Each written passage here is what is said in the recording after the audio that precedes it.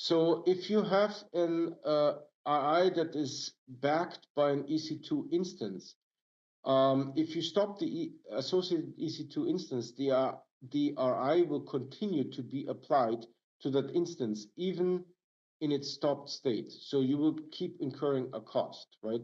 While the instance is stopped, you will not be charged for the instance usage, but you will still be charged for the RI commitment. The RI will continue to be consumed and will not be available for other instances until the stopped instance is started again or the RI term expires, which is 1 year or 3 years.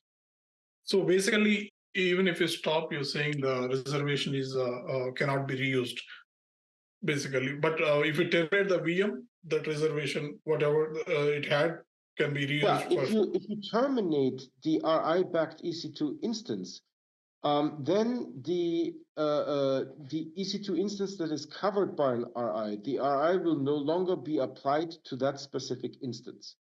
However, the RI commitment itself is not being terminated, and the RI will automatically be applied to any other eligible instance that matches the RI attributes. So things like instance type, region, platform, which is operating system, or database engine, tenancy that I mentioned earlier, and those kind of things within that account.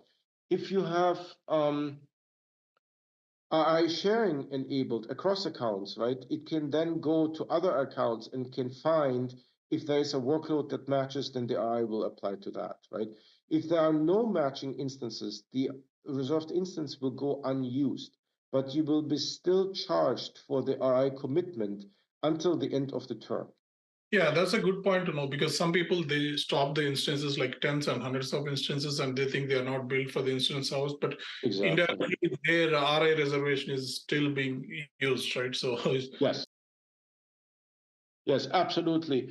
And terminating will allow the RI to be reused if there is a matching workload, right? If there isn't a matching workload, you're out of luck. So once they terminate the VM, right? Let's say it had some reservation capacity of certain CPUs, etc., right?